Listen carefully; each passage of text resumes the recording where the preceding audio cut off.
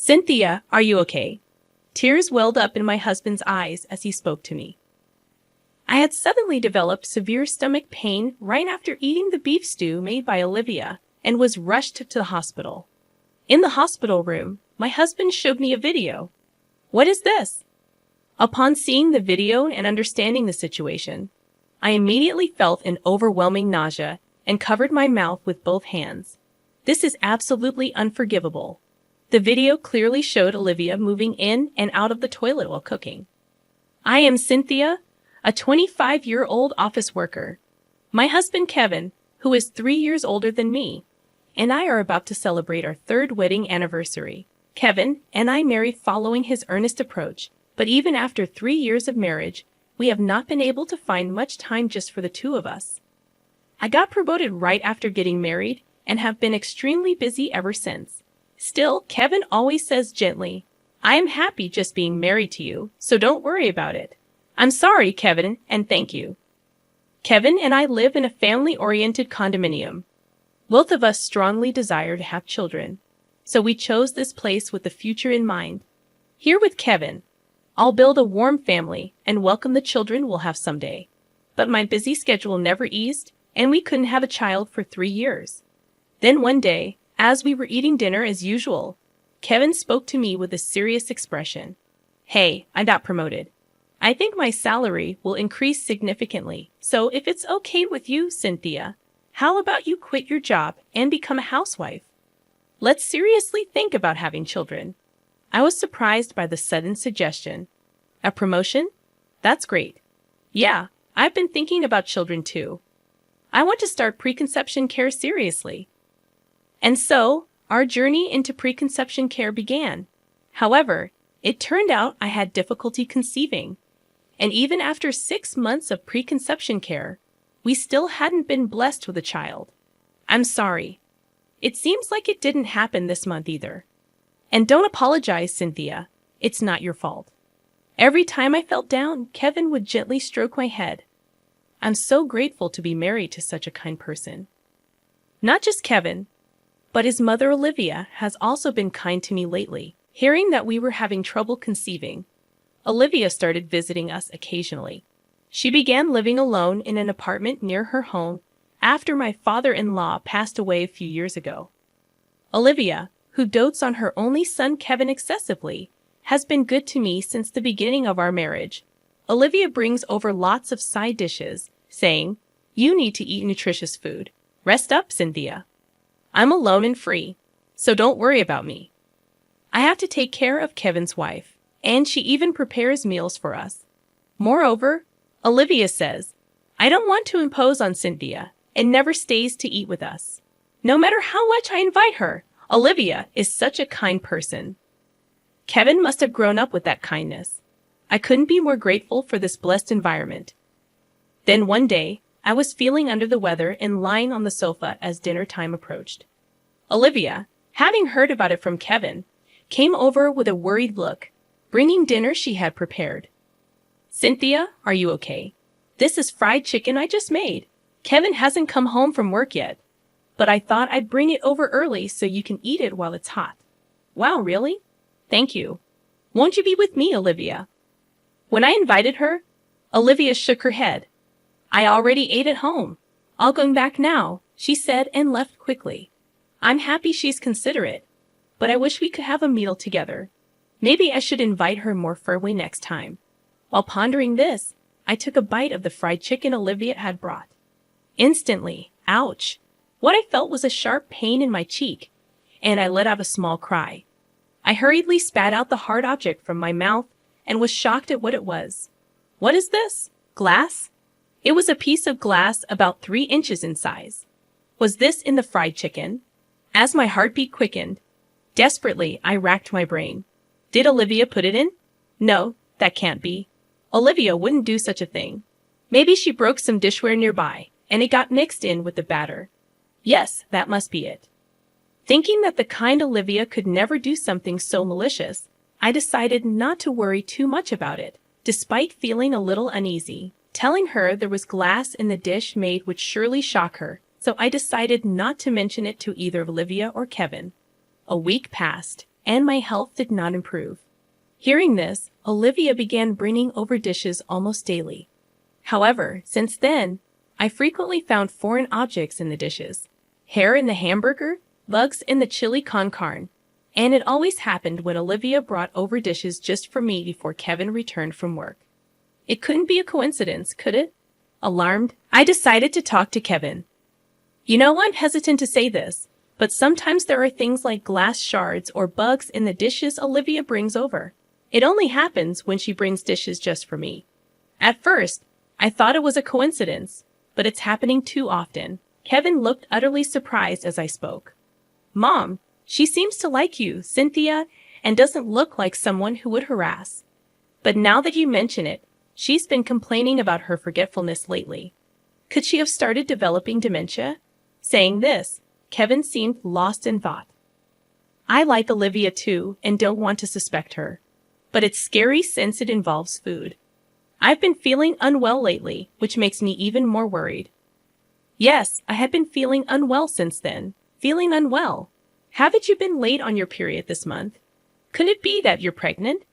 Kevin's words made me realize. That's true. I'll go to the hospital tomorrow. Saying this, I was visibly unsettled, and Kevin gently stroked my head. I'll talk to Mom about it tomorrow. I have the day off. If she really might have dementia, we need to think about what to do. Don't worry, Cynthia, okay? Thank you, Kevin. So I left the matter with Olivia to Kevin and decided to visit the hospital the next day. The delay in your period hasn't been long enough to confirm pregnancy yet, but your symptoms are similar to early pregnancy nausea. Please take care not to strain your body too much, said the doctor at the hospital. I returned home, my heart fluttering with hope. I might be pregnant. If that's true, it's finally happening, though it wasn't confirmed yet. I was somewhat elated, unaware of what was to come next. When I got home, Kevin was sitting on the sofa with a troubled look.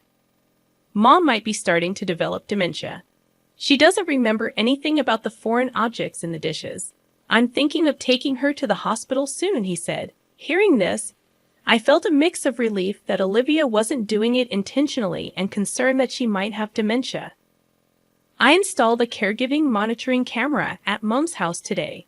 This way, we can respond immediately if anything happens to her, Kevin continued. That's good to hear. It eases my mind a bit. I'm mostly at home, so I'll try to keep an eye on it as much as I can, I replied. I missed the chance to tell Kevin about the possibility of being pregnant as I saw him looking downhearted about Olivia.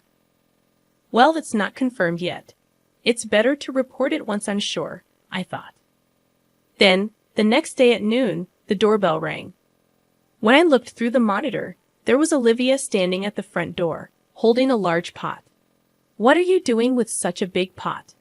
I hurriedly went to greet her. Olivia looked down apologetically. Cynthia, I heard everything from Kevin about foreign objects mixed in dishes. I don't know how to apologize, she said. It's okay. It wasn't intentional, and I noticed everything before swallowing. So there's no harm done to my body. Please don't be too hard on yourself, I reassured her. As I said this, I thought I saw Olivia's eyebrows twitch slightly. I made this beef stew as an apology. You haven't had your period, right?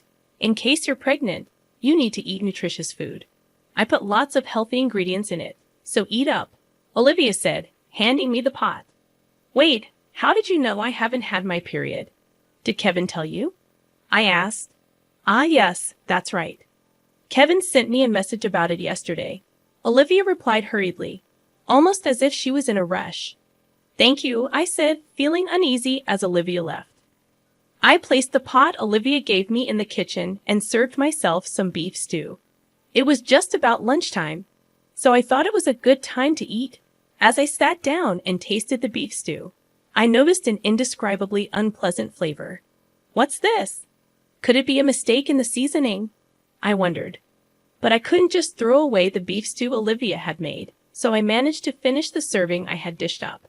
However, by then, the strange taste of the stew had made me feel quite ill. As I was washing the dishes, suddenly I felt a sharp pain in my stomach and doubled over on the spot. What is this? Could the beef stew have been spoiled? The pain intensified over time, and I broke out in a cold sweat. Unable to endure it any longer, I called an ambulance with trembling hands. Then I lost consciousness. When I woke up, I saw the stark white ceiling of the hospital. Where am I? Oh, I remember now. My stomach hurt in a daze. I gently rubbed my stomach. It seemed I had already been treated as the pain had subsided. Then, a nurse entered the room. "Oh, you're awake. I'll get the doctor right away," she said with a smile and quickly returned with the doctor. "Cynthia, how are you feeling? Did you eat something bad before the stomach pain started?" A gentle-looking male doctor asked me in a calm tone. "Just before. I ate beef stew made by my mother-in-law, Olivia. It tasted a bit off, so maybe it was spoiled," I replied. As I pondered and spoke, the doctor nodded while listening. "I see. Given your symptoms, it's likely some bacteria got into your stomach, causing the pain. If it was spoiled, that would make sense. You might continue to experience some abdominal pain for a while, but as long as you take your medicine, you can recover at home," the doctor explained.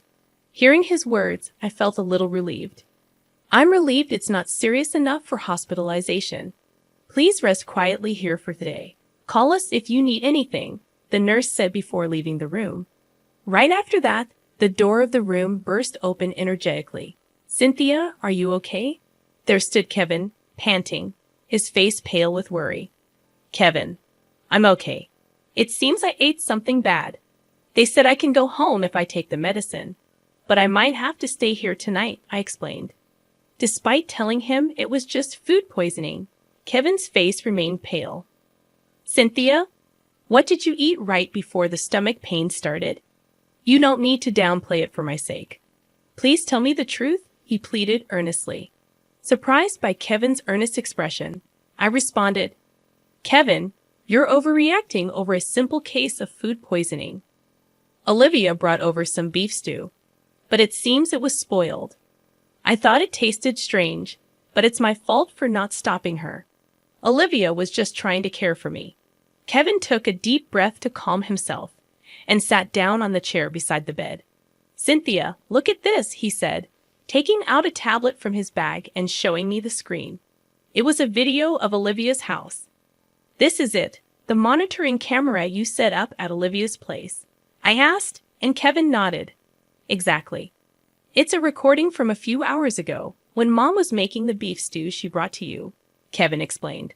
Sure enough, Olivia was seen in her kitchen preparing beef stew. There was nothing unusual at first glance. After finishing, Olivia untied her apron and went into the bathroom. "Kevin, what is this supposed to mean?" I asked, bewildered. Just as I was about to ask, what appeared next on the screen left me speechless. Olivia came back from the bathroom holding a plastic container, then went back into the bathroom again. A few minutes later, she emerged and poured the contents of the container into the stew pot. So the beef stew had Olivia's waste mixed into it. No, can it be? I felt a sudden surge of nausea and covered my mouth with both hands. My heart raced with disgust, and I couldn't stop trembling. On the screen, Olivia was mixing something while stirring the pot with a ladle. I listened closely to her words and froze in horror. Won't allow a child. I won't let anyone take Kevin away from me," Olivia muttered with a fierce expression. I was too terrified to speak, only able to shiver. Kevin held me tightly. "I'm sorry, Cynthia. I know this is shocking. When I heard you were staying in the hospital, I went home to get some things and saw Mom's pot in our kitchen. I feared she might have put something strange in it again. When I checked the camera footage, this is what I found." Kevin spoke in a quivering voice. "This can't be brushed off as forgetfulness. It's clearly malicious," I whispered, and Kevin apologized deeply. "I'm so sorry, Cynthia. I understand if you want a divorce after this." "I'm so sorry for what my mom did," he said, shocked. I shook my head in disbelief. "Stop it, Kevin. It's not your fault," I spoke in a panic. The door to the hospital room opened with a noise. "Kevin, what are you doing?" came Olivia's voice, voicing her surprise as she entered the hospital room. Olivia, the Olivia I had adored until just a moment ago. now seemed so terrifying. I was so scared of Olivia that I couldn't utter a word. Meanwhile, Kevin, without hesitation, approached Olivia as soon as he saw her. "Mom, what have you done?" He grabbed Olivia's shoulders and shouted loudly. Startled by the sudden confrontation, Olivia's eyes widened. "What? What are you talking about? What did I do?" she exclaimed, shocked. "Don't play dumb. What did you feed Cynthia?" Kevin's words were firm. Olivia's expression twitched. "Oh no, did I make something strange again? I'm sorry, Cynthia. I'm becoming forgetful lately." Olivia tried to pass it off with a smile. However, Kevin thrust the tablet screen in front of Olivia. "It's all recorded here, Mom. Why? Why did you do this?" Kevin confronted Olivia with a voice deep with anger. Unable to say anything in return, Olivia just looked down silently. "Olivia, did you do all that on purpose?" I managed to ask with a trembling voice. Olivia then glared at me with hatred. "Yes, it was on purpose. I thought you might be pregnant after hearing about your continued illness. A child with Kevin. I could never allow that." Olivia's face was filled with malice, but I didn't back down. "After being so kind to me all this time, why suddenly?" "If I did something wrong, please tell me," I said, gripping the sheets tightly. Olivia sneered at my desperate expression. "Oh, Cynthia, I never liked you. I resented you for taking away my precious only son, but I had to be kind to avoid being disliked by Kevin." Olivia's words sent chills down my spine. But enough was enough. I had always believed in Olivia. I loved her, convinced she wasn't the kind of person to be malicious. But now enough is enough. I felt something inside me go cold. Olivia's revelation shook me to my core. Kevin seemed too drained to be angry anymore. I addressed Olivia with a cold voice, cutting through the air with sternness.